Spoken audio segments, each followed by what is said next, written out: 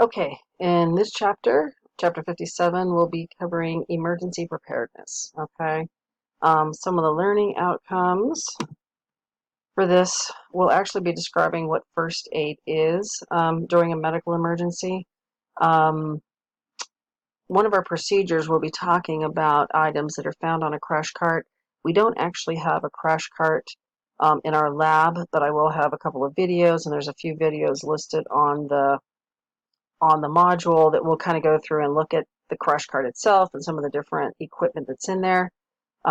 You might be required to maintain that at the facility that you're working at, DCP side, or later on when you're actually out in the field.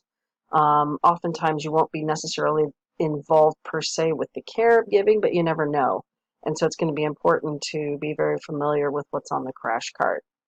We'll look at recognizing various different accidental emergencies and how to deal with them.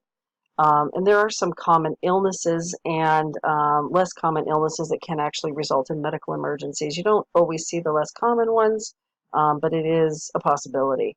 So we'll kind of discern between ones that you'll see more commonly versus some more rare runs.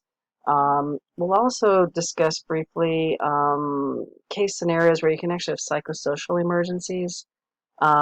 This does happen. People come in with depression, anxiety. Sometimes they'll come in complaining they have a physical or ear pain, and suddenly they start talking to you about their child dying, and they can't sleep, and they're crying all the time. And so sometimes a visit that seems like it's just a normal run-of-the-mill problem could actually turn into depression, anxiety, or even a suicide situation. So it does happen. Being aware of it.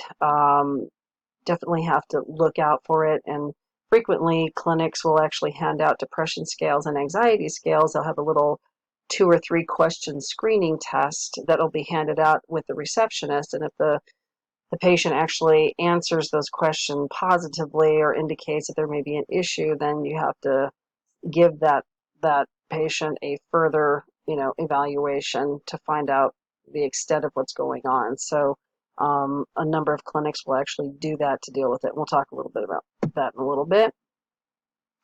We'll have oftentimes in our situation, we're dealing with people that don't like to come to the doctors, and so stress is oftentimes something you can sense that the patients are either feeling or exuding by the way they can answer or don't answer, just their demeanor. You can see that they're stressed about the situation. Some of them maybe had a bad situation with a doctor, or they've been traumatized in the hospital. They don't like needles. There's a lot of different reasons that patients can get stressed, and so being able to calm and sense it and calm a patient and make them feel reassured is really important. Okay. Uh, we'll discuss a few ways about educating patients on how to prevent and respond to injuries. Um, you find this a little bit more frequently when you're doing pediatric patient assessments. Each age group has got a certain injury prevention and how to respond to those things involved in their discharge care. It's not as much for adults, but it's still there. Okay. There's a little bit talking about natural disasters and pandemic illnesses. We don't see a lot of natural disasters here that could include a hurricane or tornado, but we deal more frequently with either fires or possibly an earthquake. That would be a little bit more common to our situation.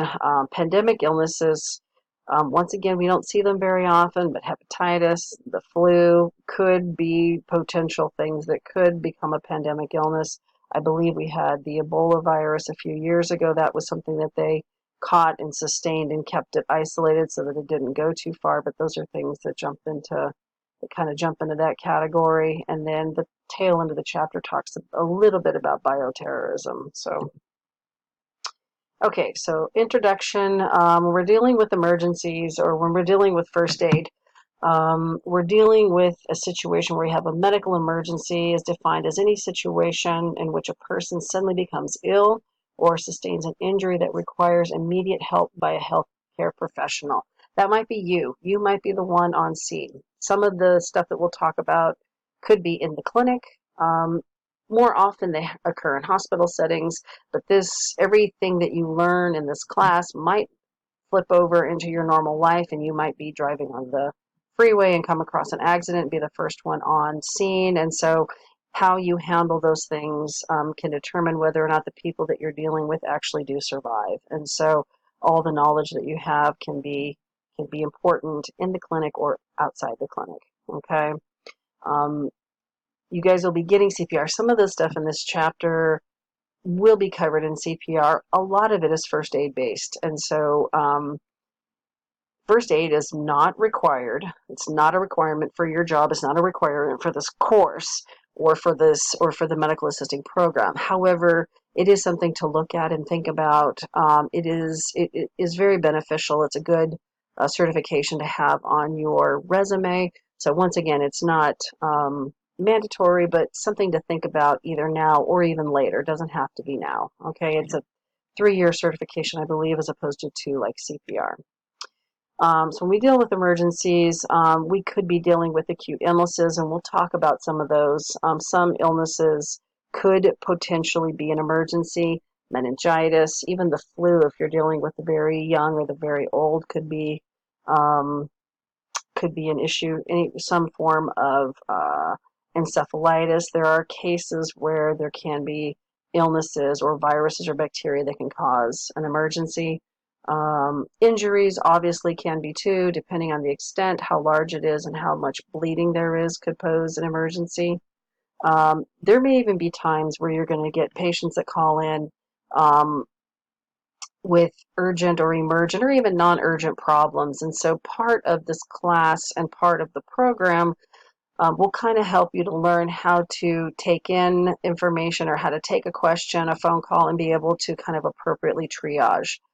More prototypically, it is RNs that do triaging, but there's times where if you're in a smaller clinic setting, if you're the only medical assistant there, you might be in a scenario where you have to take information and then guide that patient in the right direction with an urgent problem. Okay. And then obviously there are disasters, earthquakes, fires, as we talked about, hurricanes and tornadoes where you can have emergent situations come up, okay? But the medical assistant, like everyone in the healthcare profession, needs to be prepared to deal with the urgency and handle these emergencies in a calm and competent fashion, okay?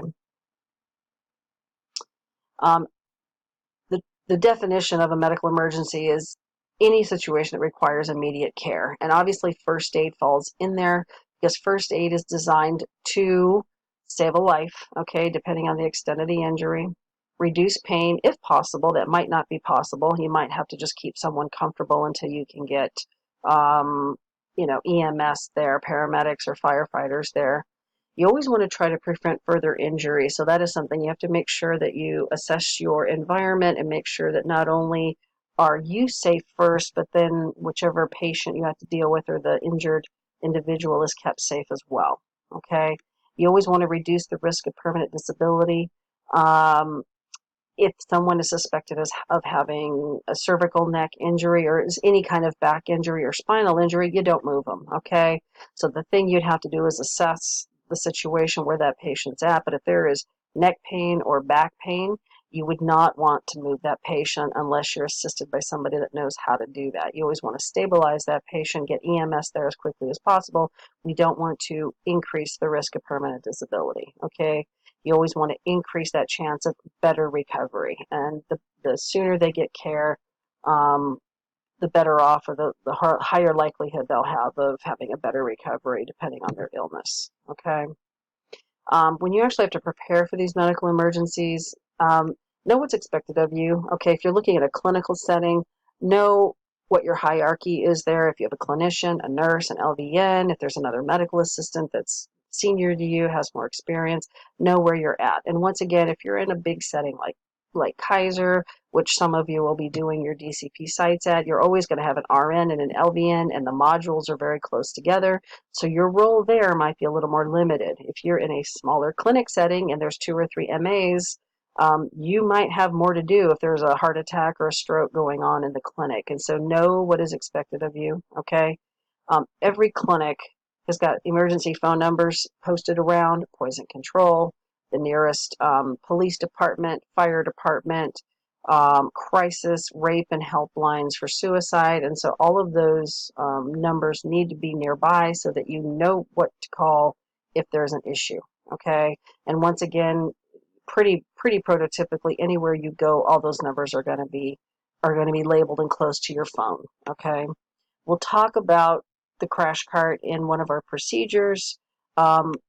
First aid kit information is listed on table 57.1, and that just kind of goes through and gives you a basic idea of what's in most first aid kits. Once again, there are some that are a little more limited and don't have as much in, but a prototypically well-stocked first aid tray will have the things listed on 57.1, or at least most of them.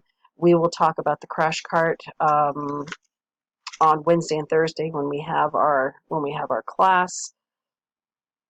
When you actually are contacting and talking to EMS, if you had to call 911 and get an ambulance to your clinic, things to remember to mention are, number one, your name and location. The nature of the emergency. Give them a brief rundown. If you're out in the field and maybe you came across an accident on the freeway, you would just say motor vehicle accident. What freeway are you on? How many people are involved? Is it one vehicle? Is it multiple vehicles? You have to give them an idea of what they're dealing with so they know how many ambulance that maybe need to be dispatched out. Brief conditions of the injured or ill patients, age, gender, and what happened. We've got 3 adult males. They were in a motor vehicle accident. One is unconscious and CPR is being performed. The other 2 are conscious with bleeding head lacks on the forehead or something. So give them an idea of what's going on. If first aid has been provided, let them know. If somebody is down and unresponsive and needing CPR, you should indicate that as well. Hopefully there's more than one person there. If you're at a scene, you'd want to give directions to your location. If you're at a clinic and you provide the location, generally that will do, but sometimes the dispatch will still ask for an address. The person that you're talking to is this dispatcher. Don't actually hang up until they give you permission. They will usually make sure they've gathered all the information, answer the questions, and then they will release you to hang up. Okay. Once again, be familiar with crash cart and first aid supplies. There's different medicines, different equipment in there. Obviously, first aid is for minor things, and the crash cart would be for someone that's literally crashing. Their vital signs are disappearing, and they're going to need some sort of life-saving treatment or equipment to save their life. Okay. Everything in both the first aid kit and the crash cart need to be checked routinely, restocked, and dates checked on it. If something is expired, it can no longer be there. That job sometimes falls on the medical assistant, so you'll need to know what your job responsibilities are for your facility. Okay, guidelines. It's an important key when you're in the healthcare profession to really be able to tell the difference between someone that is sick and someone that's not so sick. And so sometimes people come in and they don't look so comfortable and they're kind of downplaying things. Well, yeah, I'm in pain, but it's not too bad. But then when you touch them, they're jumping off the table versus someone that walks in and they're complaining of abdominal pain that's 10 out of 10, like they're going to die, but then they're standing on the phone and they're not running fever and they're ambulating on their own without pain and they're talking and yelling at somebody on the phone. So you have to sometimes be able to look at the patient and tell, is this life-threatening? Is this not life-threatening? And be able to tell urgent from non-urgent and then be able to take appropriate reactions to that. And it can take time to learn how to do that. Okay. You always, when you're in an emergency situation, you always want to look at the situation that you're in. If you're in the field, or at a scene, you would want to assess the situation. If there's someone laying in the street and it's a busy freeway or busy street, you don't necessarily want to run out in the middle of the street because you might get hurt. And so it's always important to assess your situation, make sure you're safe, and then attempt to get the patient to a safe area where you can actually evaluate them, provided they don't have, a cervical or back injury. The appropriate PPE is important as well. I carry a box of gloves in my car and generally have like a non-rebreather mask to be able to perform CPR on somebody so that you wouldn't actually exchange body fluids. Those are good things to have, not mandatory, but something to look forward to trying to have available so that if you run across someone in an urgent situation, you'd have some PPE to deal with it.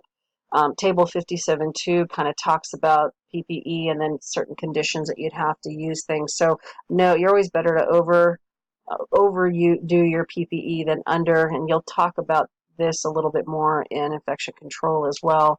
But 57.2 just gives you a little bit of an idea of what to use. Okay, and then always you want to assess the patient. If you can get vital signs, that's great because that gives you an idea of what's going on in the field. It might not be possible, but you always want to assess that patient. Things to look at in that initial assessment are just in general impression. Is this patient, what does this patient look like? What is the general impression that you're getting? Is there injuries anywhere? Are they alert? What is the level of responsiveness? And that kind of helps guide you from that point. If they're responsive, then you can deal with some local injuries and do a focused exam and get to that point.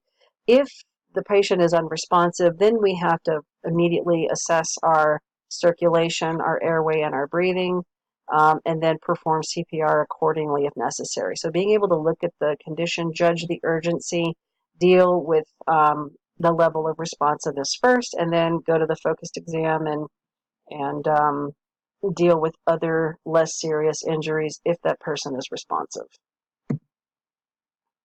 Um, Telephone emergencies happen as well, and so even though prototypically RNs do triaging, there may be case scenarios where you might have to do that, and so sometimes you'll have a manual with office protocols as far as what to do about triaging. Well, I've got this person with this problem, so what do I tell them to do? And so asking your facility for that manual or that log is kind of nice. If they don't have anything like that set up, you can always go to the physician. If you don't have an RN to talk to or someone else ahead, you can always take the information and go tell them to hold and go talk to a clinician and get some guidance on what to do. Okay.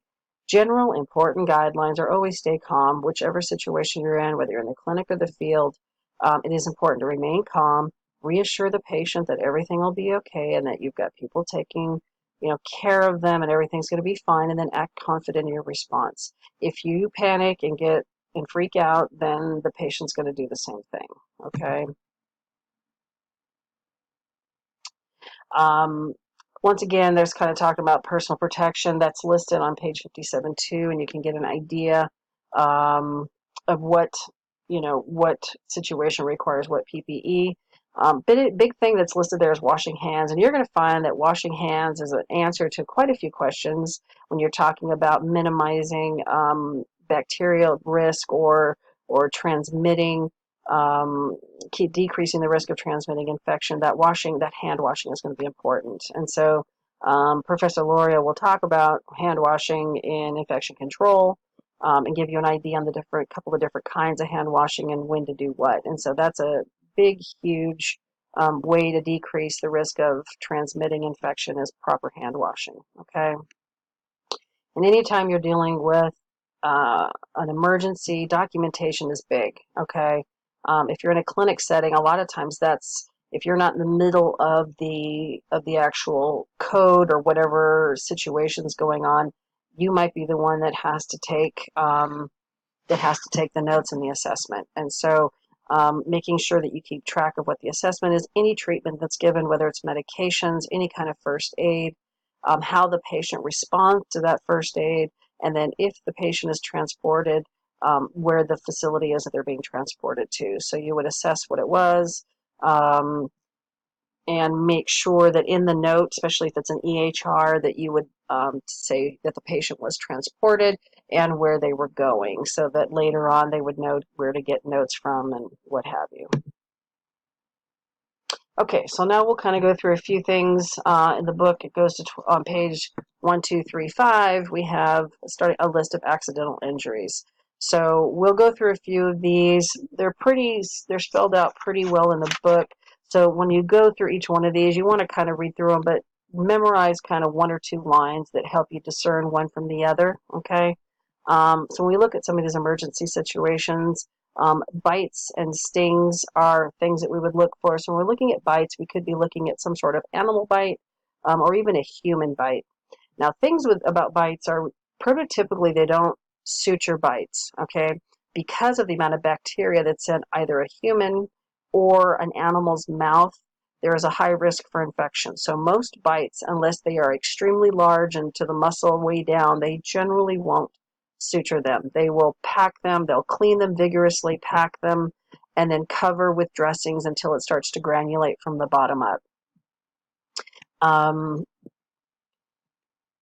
When you're looking at the transmission of rabies, there are certain case scenarios where rabies, you have to deal with that. Dogs, cats, and raccoons are more likely to carry rabies than other animals. Okay, hamsters, gerbils, guinea pigs, some of those smaller ones don't tend to carry rabies as much. Okay, so when you're dealing with that, there are case scenarios where if you're in a situation where a dog bite and multiple dog bites with the same animal will sometimes result in having animal control come in and deal with the animal. So generally, if something is by a dog, it will need to be reported. Okay, to where cats and other animals, it doesn't need to be. Generally, there's a case scenario where you might have to have a tetanus shot, although usually that's done with puncture wounds and lacerations with metal objects, but occasionally you have to deal with not only with rabies shots, sometimes with a tetanus shot. Okay, when we're looking at insect stings, we're looking at generally we're looking mostly at a bee sting. Now the risk with the bee sting is that there can be anaphylactic reactions. So hopefully, for most people, stings are just kind of annoying. They itch, they swell, they burn a little bit. There's a little section here that talks about anaphylaxis. Obviously, if somebody has an anaphylactic shot or reaction to a sting or anything else, then we actually get respiratory compromise. And so those patients are emergent. Okay, they need to be seen by EMS immediately. Hopefully, they have an EpiPen. EpiPens can be given through the skin, usually in the upper outer thigh, and that can go through clothing, through I said skin, but I meant clothing. So the needle can actually penetrate, is strong enough to penetrate through clothing, and you want to do it immediately to prevent any obvious possible mortality in that patient. When you're looking at a basic sting in someone that's not allergic to it, they're generally not too serious.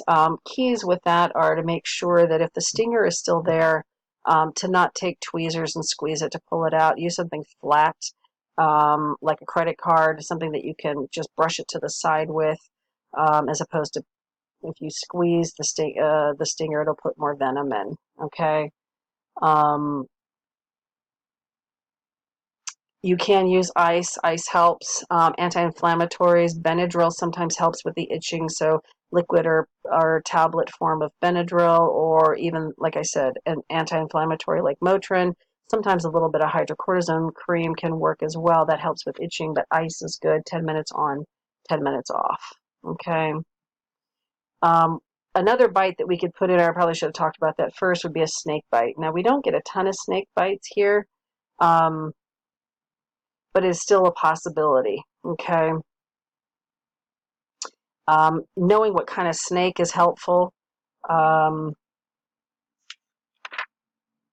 Key with snake bites there was a couple old adages in the past where you would actually tourniquet it to prevent the poison from getting into the system, or trying to suck the venom out. We don't do that anymore. We prototypically will just try to keep the area. Don't put ice on it. You just want to keep the arm low. You want to try to immobilize it and keep it below the heart level, but do not apply ice or a tourniquet, okay? And don't cut or traumatize the area. Just try to find out what kind of snake it was, and then get that person to EMS. They may need some sort of antivenom, okay? Let me check and see where I'm at here. Okay.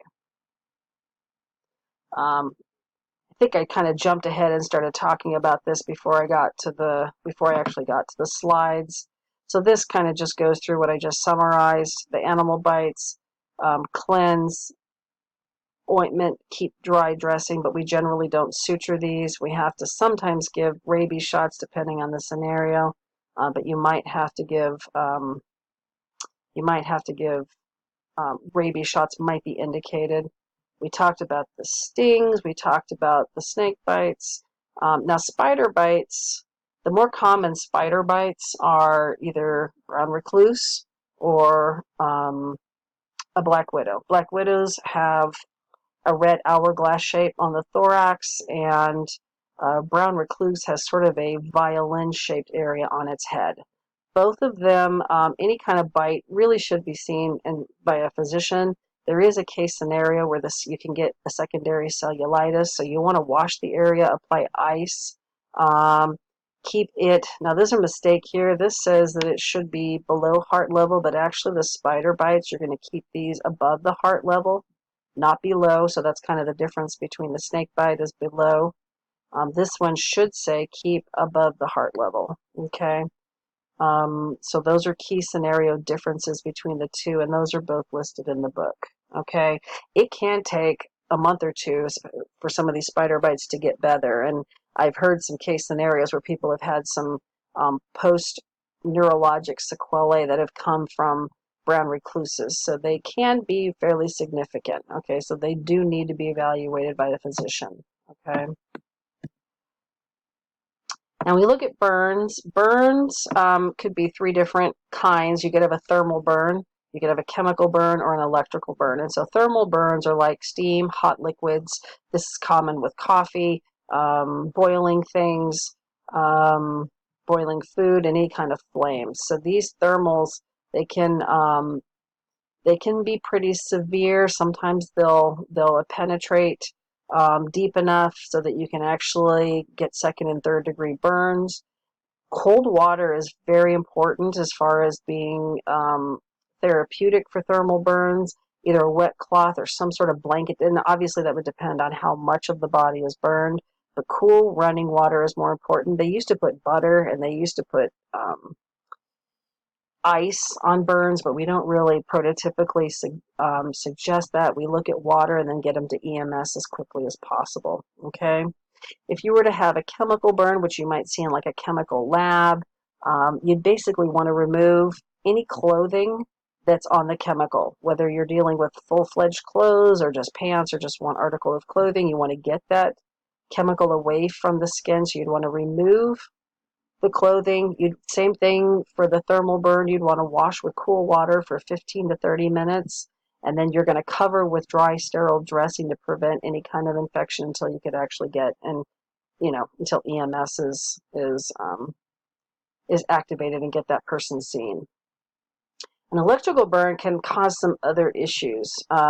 Generally, with an electrical burn, you have an entrance, and you're also going to have an exit. Okay, and the problem with electrical burns is that it can damage tissue all the way from entry to exit. And so that tissue damage, depending on where it is, could be significant. And so if it's near the heart or involves the heart, it can cause significant arrhythmias or even lead to asystole. So that is an issue with electrical burns, and so we have to be very careful. Obviously, anybody with an electrical burn needs to be evaluated. Okay.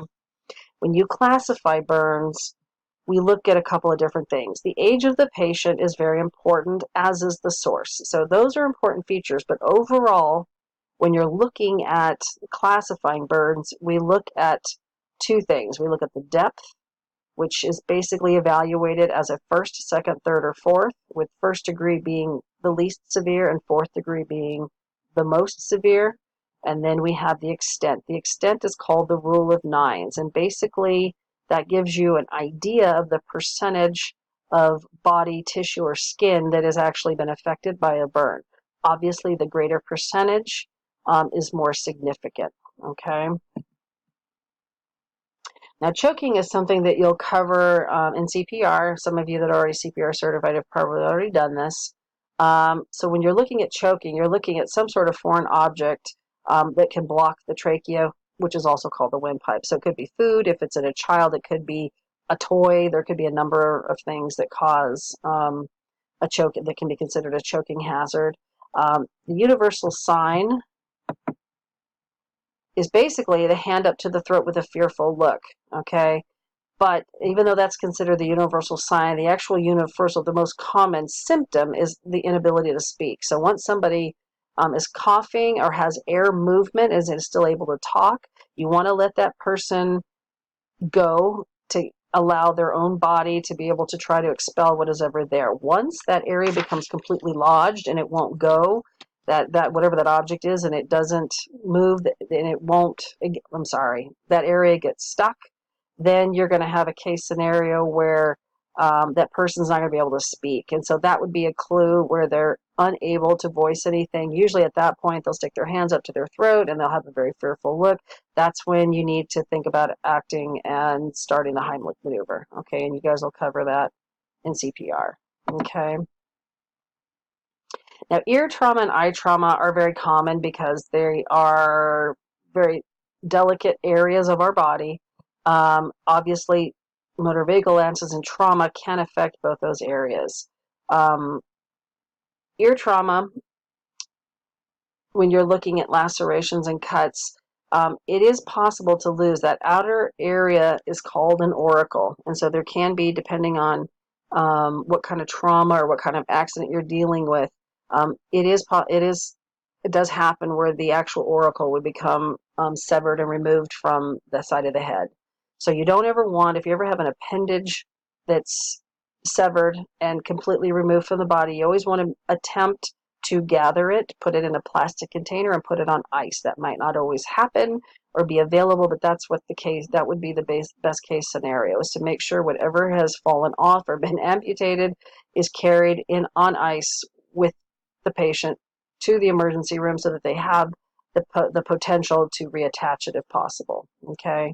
When you're dealing with eye trauma, you can be looking at something as simple as a foreign object in the eye, maybe a piece of dirt, a speck, a hair, using some water with a sterile gauze is the best way to get something small out of the eye. You don't want to use cotton because there are fibers, okay? Now, if there's severe trauma, if it's been punctured with an object or if it's been extruded from its socket, and that does happen, number one, anything that's sticking in the eye, twigs, metal, you leave it there. You try to protect it. You want to put like a styrofoam cup over it and try to protect it from being jarred, but you don't ever want to remove it because you need someone that's skilled in surgery to remove it because you can do more damage pulling it out. Okay, same thing if the eyeball extrudes out or pops out, cover it with a cup or something that will just land over it gently and get that person evaluated immediately. Okay, you want to make sure you don't do any further damage to the area. Falls are very common, especially if we're dealing with kids and we're dealing with a geriatric situation. Always kind of talk to the patient and check them before moving them, okay? If there is a neck injury or a back injury, you have to make sure you stabilize that. Don't have the patient move if they're complaining of neck or back pain, because if they did do something severe enough that they've had an initial injury to the spinal cord, if they get moved, it could worsen that injury and possibly paralyze them. And so you want to make sure that you don't ever move anybody with neck or back injury. Always stabilize the CABs first, but don't move them, okay? Any falls you always want to document, okay? If you're dealing with a child, if they've got bruises, or if you've got an adult, you always want to document how the mechanism of action occurred, okay? And that's basically how the fall occurred. Okay, there's a section in here too, fractures and dislocations. Obviously, these are not intended injuries as well. These are accidental. A fracture is another word for a break in a bone. And so there's table 57.3 that goes through 6 different kinds of fractures. So make sure you read through those and are familiar, okay, with those 6. I'll go through them real quick. A dislocation is a displacement of the bone end from its joint. So it's basically being moved. It's no longer articulating with the joint cavity, okay? So dislocations are usually ligamental injuries, and there's usually a force, either anterior or posterior. Fingers can be dislocated, the shoulder, the hip, So anything that dislocates it from its normal position in the joint is considered a dislocation. And you can have partial dislocations and complete dislocations. All right. When you're looking at either a fracture or dislocation, the first thing you're going to want to try to do is immobilize that area. If it's an upper body injury with a shoulder or arm, you can use a sling. If it's something lower in the body like knee, hip, ankle, creating some sort of a splint can be helpful just to kind of keep it from moving to one flat piece of wood or something along those lines, cardboard folded in half, something that can kind of provide some stabilization with some gauze, whether it's an ace wrap, just to keep that area immobilized is a good idea. Most fractures are going to have to be casted. Obviously, we won't go through casting, but that's eventuality what needs to be done with that. When we going back to fractures a little bit, the 6 different fractures that are listed in the book are complete and incomplete, and the difference between those two is that a complete goes all the way through the bone and actually splits the bone in half. It doesn't have to move, but it actually creates 2 separate bones. An incomplete is like a hairline fracture where it doesn't go all the way through. Okay. Then we have closed and open. So a closed fracture just basically means that it's a fracture that has not punctured or broken through the skin. Now, a compound fracture is also called an open fracture. That's when the fracture is severe enough to actually put the bone through the skin. Those are obviously the most severe fractures. Those have a high risk for infection. Those take the longest to heal generally and have to sometimes have external pins, plates, and all that kind of stuff. Surgical intervention to relocate and realign those that fracture, and so those are obviously more serious. Then we have 2 other types that are listed in the book. A green stick. Green stick is sort of, if you imagine a twig, and if you were to try to split the twig in half, and one half of the twig broke, but the other half was still connected. That's kind of like a green stick fracture.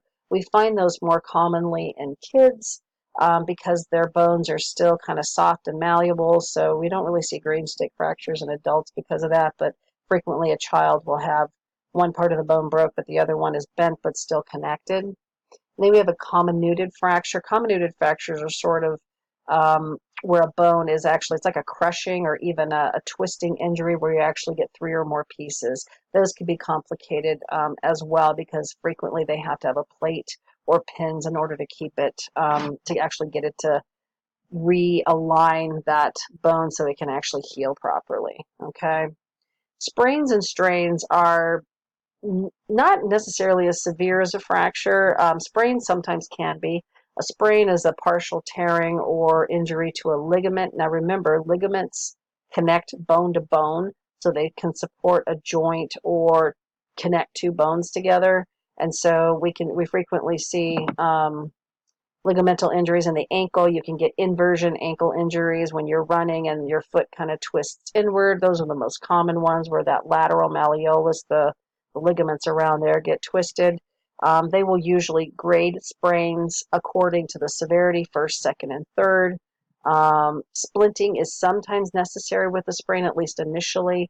Sometimes they have to be casted, sometimes they don't. It depends on the situation, but it's not bad to be over precautious and splint it until somebody can actually look and say, hey, yeah, this is actually a fracture, or no, x-ray shows no fractures, it's just a ligamental injury.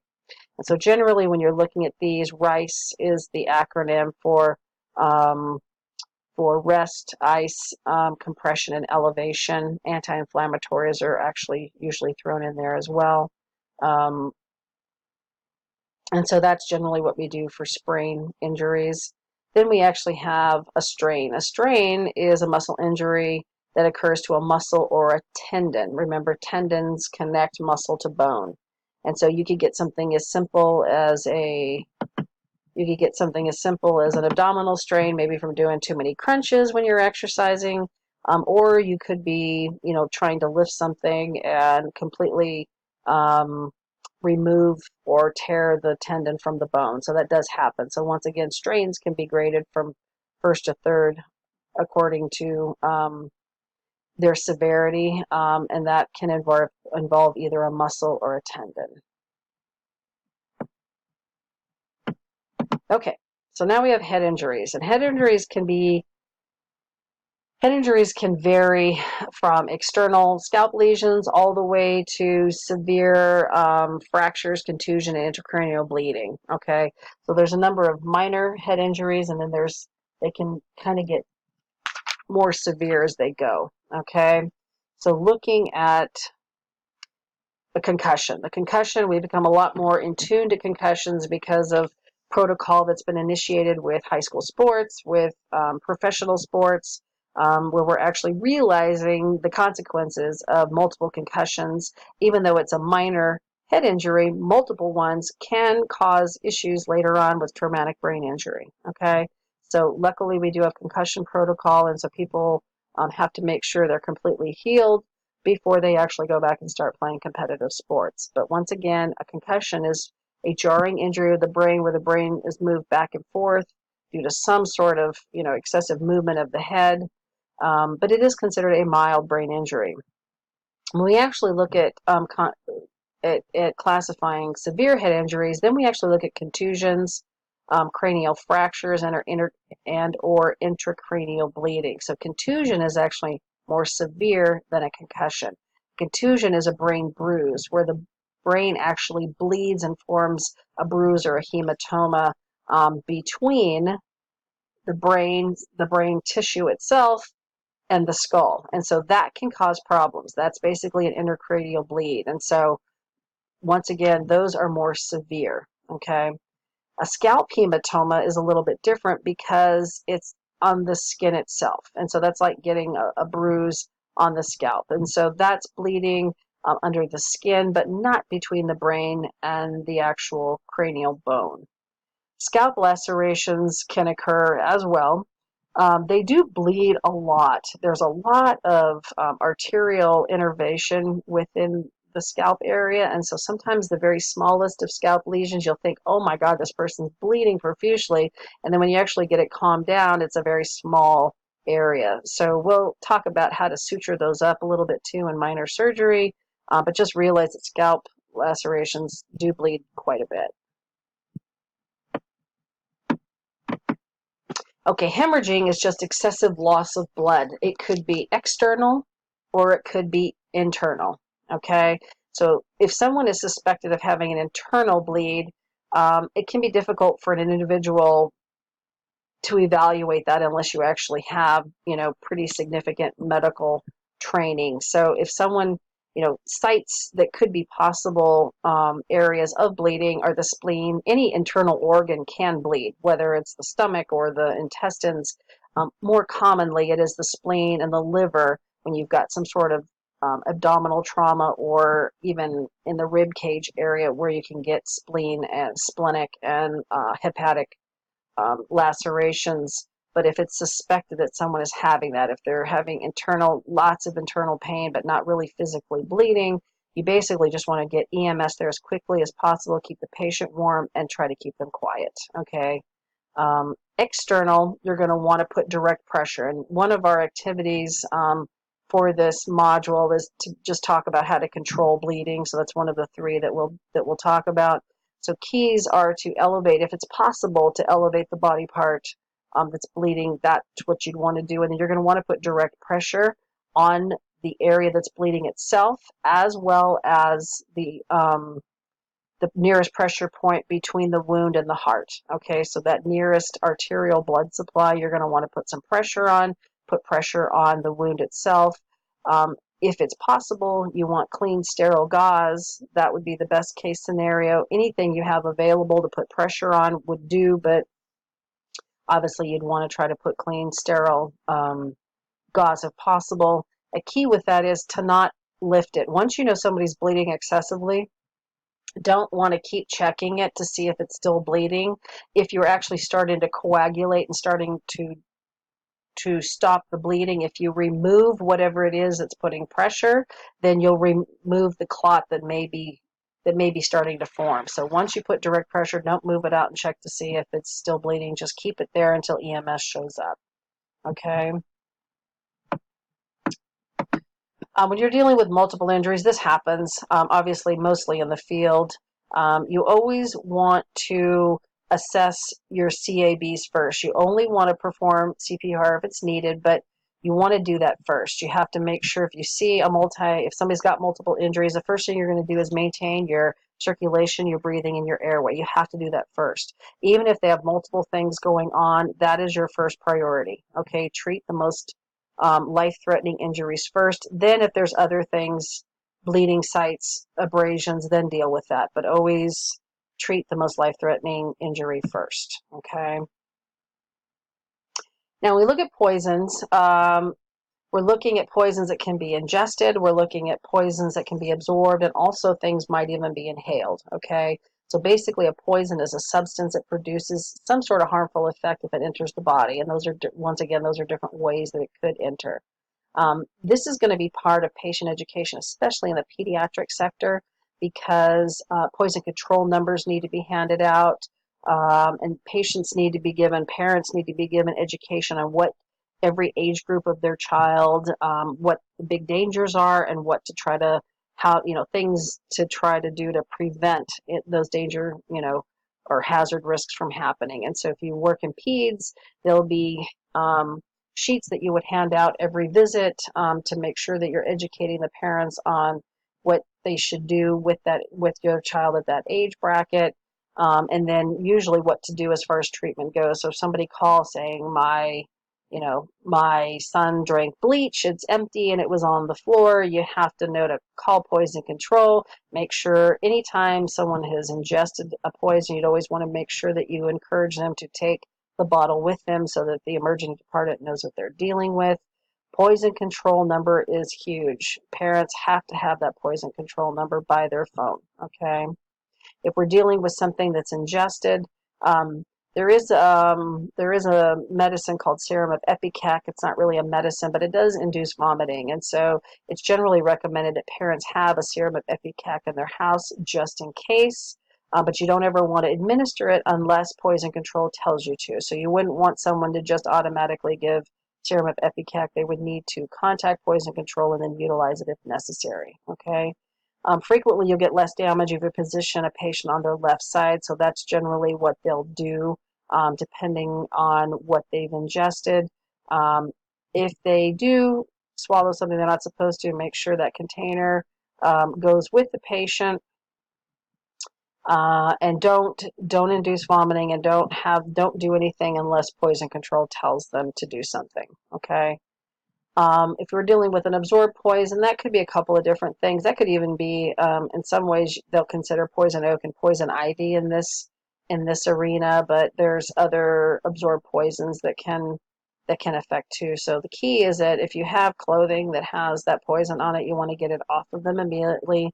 Wash the skin pretty much with soap and water, rinse, and make sure that they get seen. Okay, inhaled poisons. The biggest thing there is to just check for CAB. Some inhaled poisons, carbon monoxide would be one. There's multiple others, but you want to always check their vital signs first. If that is intact, then loosen their clothing and get them into fresh air. You'd want to ventilate wherever they're at with windows open. If you walk into a house where there's a possibility the carbon monoxide went off, you want to get those people out of the house, open the windows, and make sure they're getting fresh air. Okay. Now, weather-related injuries, obviously we have cold-related and warm-related. We don't see the cold here as much in San Diego, but obviously plenty of other areas deal with that. When we're dealing with temperatures below 95 degrees, we have a situation called hypothermia, okay? If you're in a situation where that occurs, you want to move the patient indoors and get them covered with blankets and want to get that body temperature up as quickly as possible. When you're dealing with frostbite, that means that person's been out for a prolonged period of time, either in cold water or just out in cold snow. But what can happen with frostbite is you start getting these ice crystals that form between the tissues. So the warming has to be done in an appropriate fashion so that you don't damage the tissue. But obviously, it has to be warmed quickly, otherwise they can lose their digits. Okay, and obviously the fingers freeze and then they move up, but it has to be done quickly and efficiently and properly, otherwise they can lose, the tissue will die. Okay. Here in San Diego, we deal a little bit more with heat stroke and heat exhaustion. And so when we have prolonged exposure to high temperatures and humidity and people aren't drinking enough water, that can be an issue. And so especially if they're performing activities, excessive physical activities. So you always want to make sure that you encourage people, then especially athletes, to stay hydrated with water and with Gatorade, things that have electrolytes in them.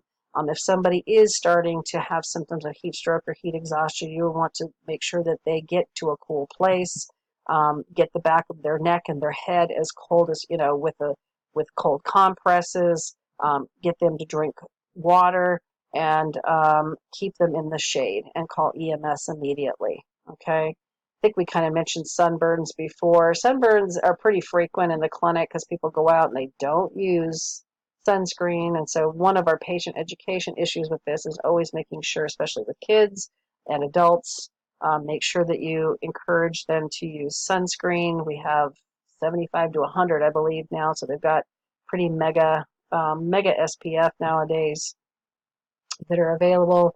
It should be applied every 80 to 90 minutes, whether you're sweating. If you're sweating or in water, it needs to be more frequently. Okay. So if somebody comes in with a sunburn, we usually have them put cold compresses. You can use anti-inflammatories. Sometimes you'll get a little bit of relief with something like Motrin or ibuprofen. The aloe vera extracts and the aloe vera gels provide some minimal relief. It doesn't make it go away any faster, but sometimes people find that that's helpful a little bit. Okay, so we got to classify wounds. So we're talking about injuries. So when we look at injuries, we have to actually classify wounds. And so when we look at the classification, the four that we deal with mostly are incisions, lacerations, abrasions, and then puncture wounds. So those are types of wounds. Now incisions are areas that have smooth edges. So you have an incision into the skin, but there's usually a smooth edge, which could be done by like a knife or something that's very linear. Okay. Lacerations are incisions, but they're usually jagged or uneven, and so those can be more difficult to deal with because they're harder to marginate the skin areas.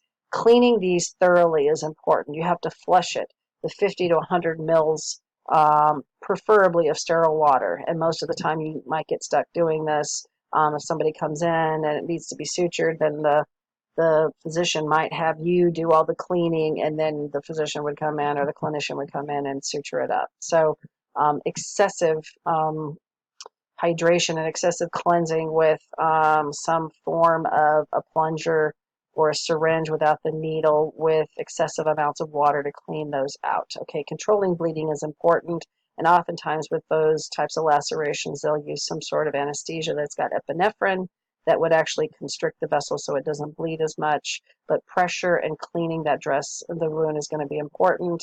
If they're deep enough, if it's superficial, they might be able to use Steri-Strip. If it's deep, it may end up having to have sutures placed. Okay.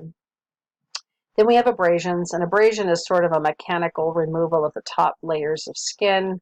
Once again, those need to be washed with soap and water vigorously. It can be tough because abrasions, because they go down to the area where the nerve is, it can be very painful. So the other thing to look at too is where it was done. If there's dirt or gravel, you've got to get all that debris out. Otherwise, it's going to have more of a chance of getting infected. So cleaning and removing debris are huge, and then apply a dressing if it's necessary. You can put some sort of antibiotic ointment and cover it with a Tulfa pad. Tulfa pads are different than straight gauze because they don't stick, and so it's nice with abrasions to have an anti-stick pad because otherwise it hurts and it peels off the scab when you take it off. Puncture wounds also fall into this category. That can be made by like a nail. It could be made by, even a dog or a cat. Oftentimes we'll do puncture wounds. Risk with puncture wounds is if it's deep enough, it could go to the bone. And so if that puncture wound touches the periosteum or the covering of the bone, you can introduce bacteria from the outside in and get an osteomyelitis, which is an infection in the bone.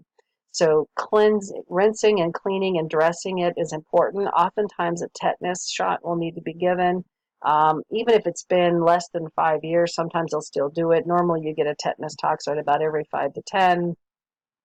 A lot of times they'll err to be safe, and even if it's been less than 5, they'll still administer one to be on the safe side. Okay, but puncture wounds still need to be, and oftentimes they need to be evaluated. If the skin, or if there's excessive pain, then it needs to be evaluated to make sure that the bone wasn't involved in that puncture wound.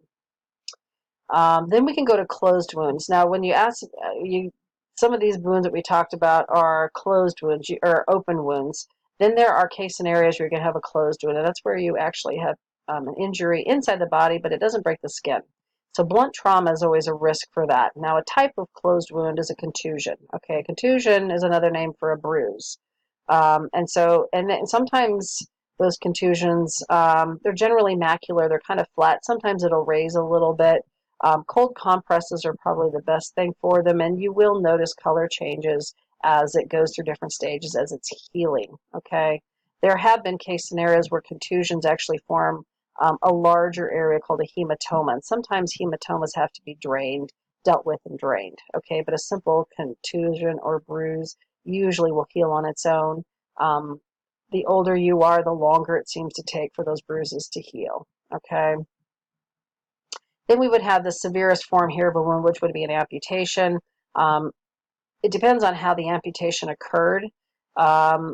Sometimes if it's done with something very hot, then that heat will act as a cauterization, and you actually will get an amputation where it doesn't bleed much. Other things, depending on how it was done, could be bleeding excessively. If that's the case, then you would want to try to put pressure and elevate that extremity like we talked about with controlling bleeding. You'd want to put pressure point on the nearest arterial source and put pressure on the area. And we talked about this before too. You want to transport that body part in plastic on ice if possible, so that there's a possibility of reattaching it. Okay.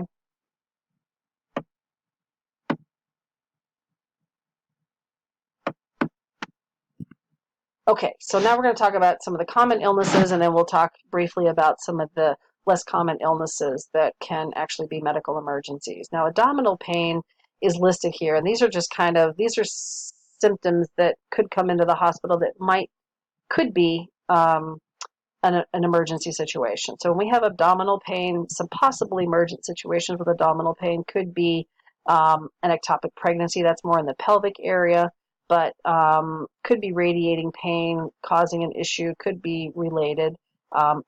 Appendicitis is a possible abdominal pain injury, or that's urgent. It's not an injury, but it would be considered urgent.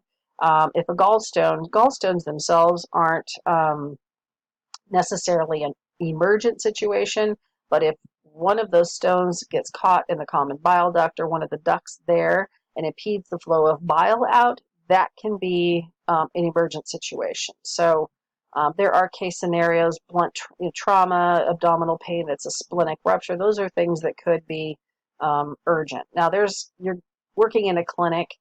You're going to find that abdominal pain is a really common symptom. In more cases than not, it's not an urgent thing, but being able to assess vital signs and the severity of pain can give you an idea of how urgent your situation is. Okay. Asthma.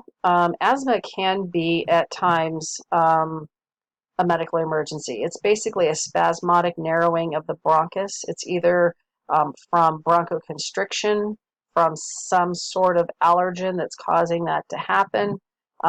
What happens in that case scenarios, there can be a lot of fluid secretion in the lungs too. And so people can actually, you'll hear them wheezing, and they can have significant respiratory distress.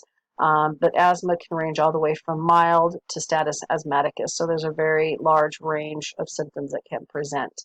But it is a possible life-threatening situation, okay?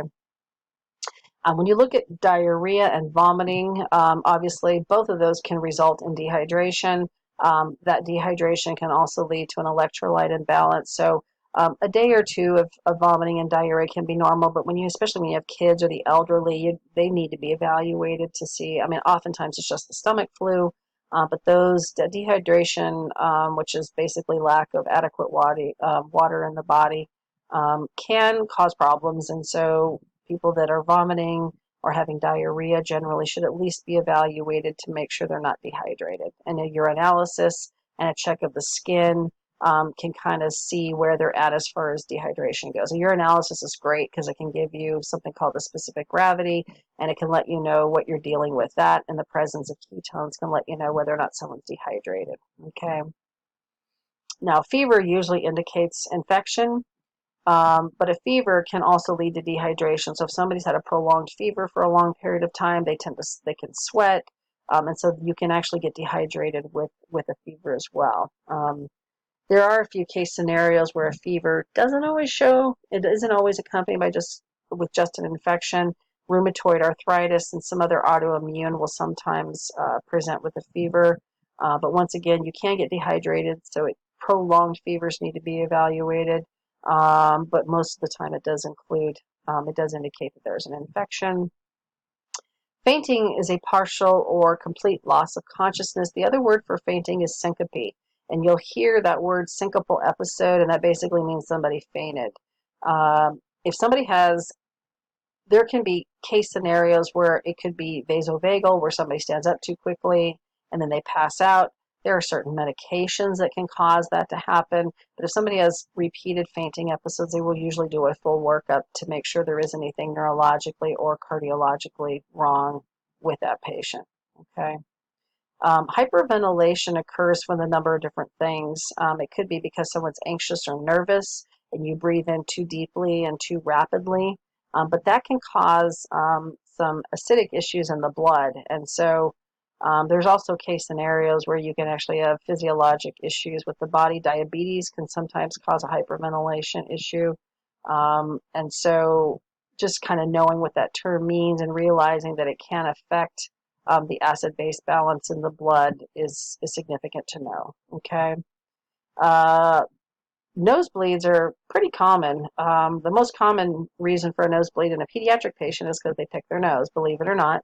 The clinical term for nosebleed is epistaxis, but there are a lot of people that have very sensitive nasal passages, and so when you have very dry weather that takes all the moisture out of the nasal passages, that will sometimes make susceptible patients nosebleed. And so frequently you'll see these in the urgent care, and you have to put pressure on the bridge of the nose and make sure that they lean forward and not back so that the blood doesn't rush into their throat. If they cannot get it to stop, you can actually take 2 tongue depressors, tie tape around a third of the way down, and it can act as kind of a modified clothespin. If that doesn't work, they need to be seen because they can cauterize bleeders in the nose that won't get better or don't stop. And then we have this word tachycardia. Tachy means fast. Cardia means pertaining to the heart. And so when people present with a rapid heart rate, this basically is a heart rate above 100 beats per minute. Sometimes people that have tachycardia will get the sensation that they're having palpitations. So those people generally need to be evaluated. They could have a cardiac issue.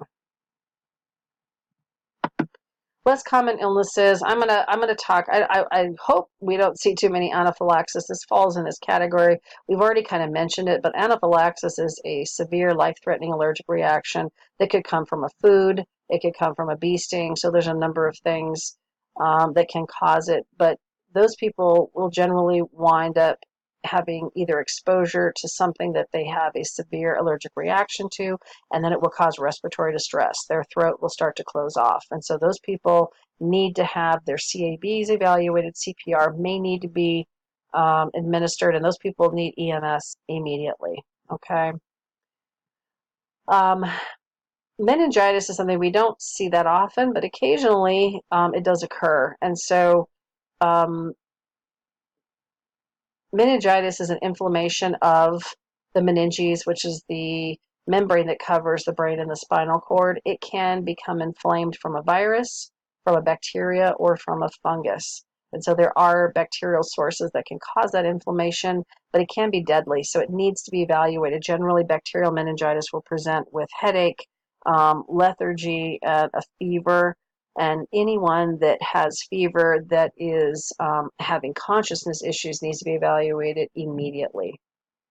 Diabetic emergencies are something that could be very significant. We see diabetes so often in the clinic setting that knowing the difference between insulin shock and diabetic coma is important. Diabetic coma can occur when an insulin-dependent diabetic has blood sugar over 500.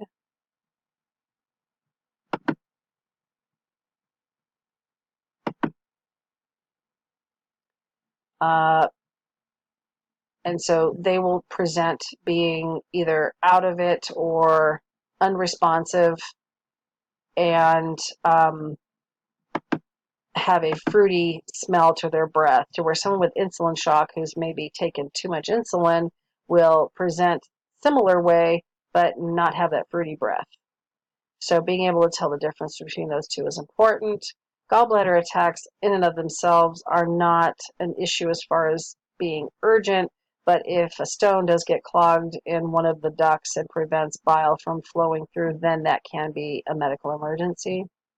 Heart attack, obviously when we're dealing with heart attack, the technical term for that is myocardial infarction. It's also called an MI. These people, the cardinal symptom is chest pain, but they can also have pain in their jaw, their shoulder, radiating all the down the left side. They can have nausea, vomiting. They can sweat. They sometimes have indigestion or indigestion symptoms, and men tend to present differently than females. So this is obviously an heart attack as well. Cardiac arrest is where we get no heart rhythm, and that's obviously not a good sign. VFib is a rhythm that will sometimes precede going into asystole, which is cardiac arrest, where you've got these large, and you'll learn about that in EKG. But those are that's a rhythm that you might see before someone actually goes into asystole.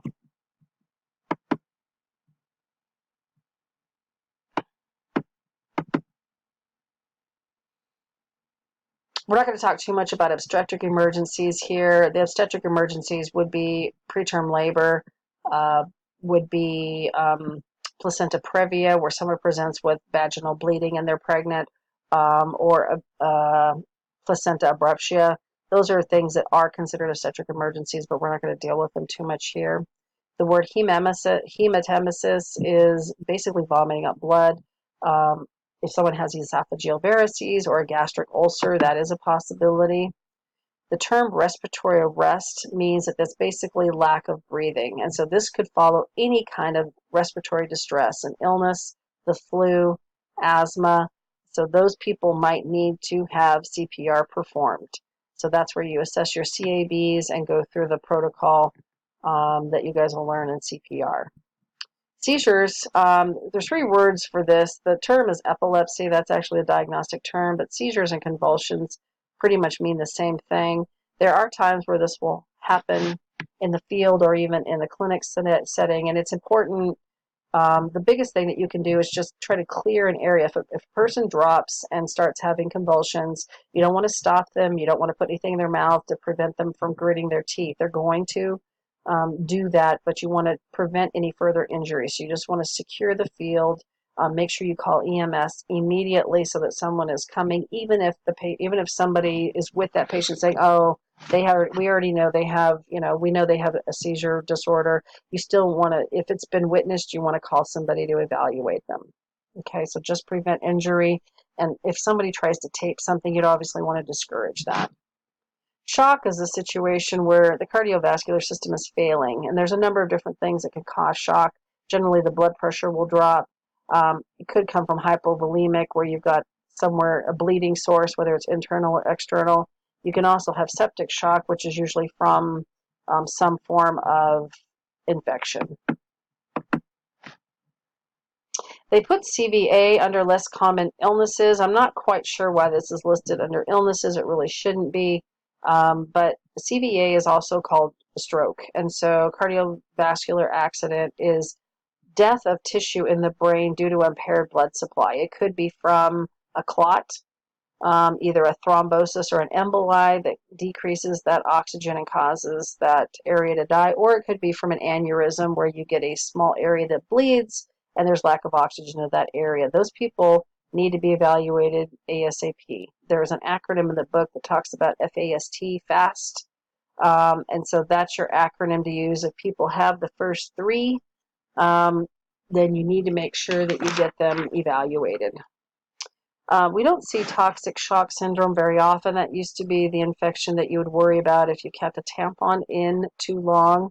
But toxic shock is basically an acute bacterial infection that's a little more common with vaginal or urinary situations. Once again, we don't really see it happen too often, but any female that's ever looked at a tampon box, there's a little section on there that talks about toxic shock syndrome and not leaving the tampon in too long because that's a risk. And then viral encephalitis is basically inflammation of the brain due to some form of a virus.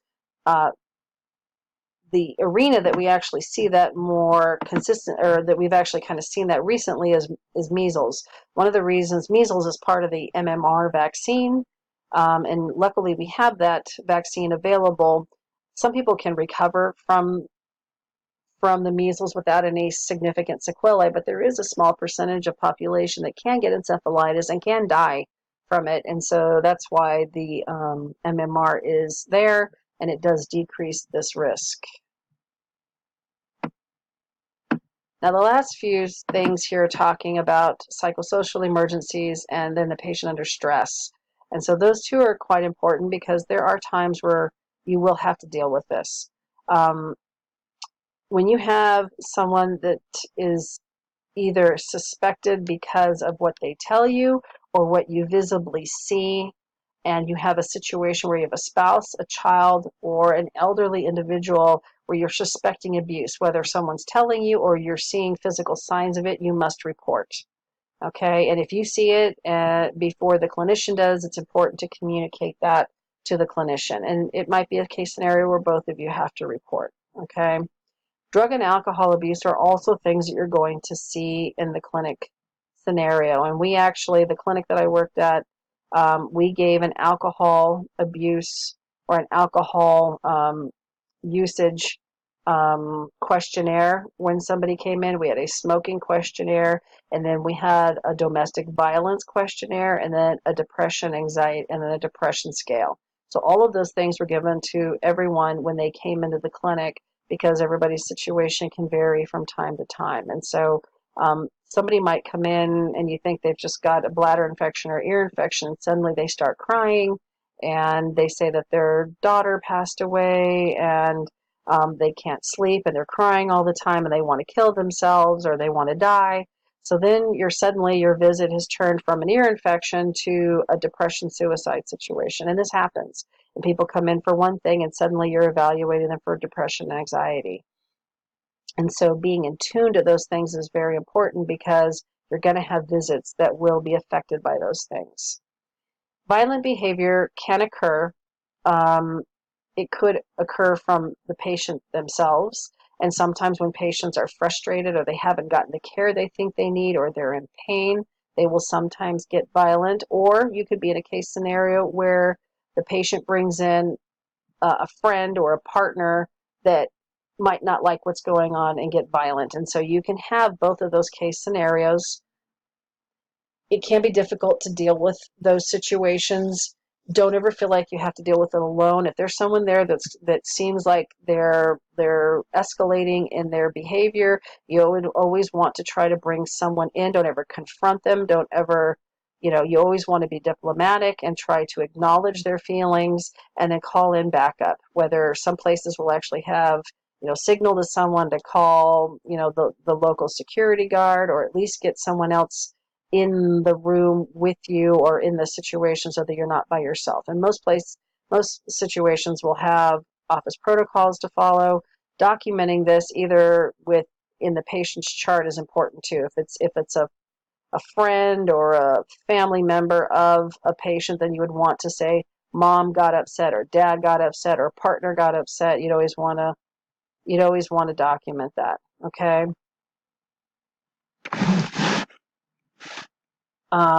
When you're dealing with a situation of rape, generally when you've got some sort of sexual abuse or rape, you're going to want to have that person evaluated in the emergency room. The emergency room is more in tuned and more capable of handling those situations because a chain of custody has to be set up, because oftentimes the results from the report are going to be submitted to in a court case. And so it's always important to make sure that those patients, I've had a couple case scenarios where people come in saying they think that they were assaulted, but they weren't sure, and we've had to refer them either to the police department or to, if it's an acute thing where they haven't taken a shower or cleaned themselves off, to the emergency room. Remember that we, as providers, have a legal obligation to report any kind of spouse, child, and elder abuse as well as rape. Okay, we are legally obligated to do that. The patient under stress is going to happen too. Okay, and stressful patients that come in that are stressed will just kind of exhibit behavior that's a little different than the normal. They really sometimes they'll talk and ramble and not have a focus, or they have a very difficult time following directions. And that could be triggered from a number of different things. There could be some underlying mental illness, or you could just be dealing with somebody that does maybe have depression or anxiety, and getting in that medical environment causes them stress. Their blood pressure sometimes will be higher, and they'll say, oh, I'm really anxious. Maybe they had a bad experience with a clinician, or maybe they don't like needles, or they don't like blood. And so you have to be able to deal with those patients calm, diplomatically. Don't be threatening. Acknowledge their feelings, try to explain everything you're going to do, tell them that you can stay in the room with them if it makes it feel better.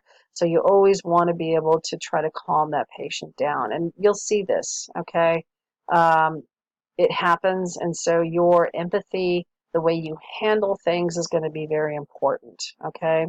Challenges that come with the stressful patient are if they're not the same language that you speak, I don't want to say non-English, but just, it doesn't have to be non-English. It could be anybody that doesn't have the same native language. There can be issues with that. And then when you have patients that are visually or hearing impaired. Now, most of these people, visually and hearing impaired, do have access to getting translators. And if you have if you have a situation where you have someone that's not your native language speaking, there are usually interpreters that can be called. They have medical interpreters. It can take a little longer to deal with these patients, but getting that interpretation helps make sure that you're dealing with the problem adequately. Educating the patient is something you're going to find comes down to the medical assistant a lot. Being able to adequately educate patients according to their age, according to their situation, is going to be huge. So not only will you be educating the patient on their illness, what they have to do to take care of it, you're also going to be giving them, at times, information on how to prevent and handle medical emergencies. You might even be triaging that over the phone. You're always going to encourage patients and families to learn first aid and CPR, especially if they have kids, because of how important it is. Make sure that pediatric parents or pediatric patients and their parents know how to childproof the home, have emergency numbers posted, and how to access EMS as soon as possible. I'm going to skip over these last three. You can kind of read through the disasters and pandemics, the pandemic illnesses, and the bioterrorism. We don't see this as much, but it's something to kind of look through and read in the book a little bit, okay? So this kind of concludes. I went a little bit longer on this chapter than I wanted to. So as you go through, make sure there's a 10-point quiz to take at the end of this. Make sure you take that. I'm hoping to have everybody take that before they go to class on Wednesday or Thursday. And then you'll have a 75-question test. Half of it will be Chapter 9, and the other half will be Chapter 57. Okay? So that's going to conclude this one, and I'm going to go ahead and check out. Okay?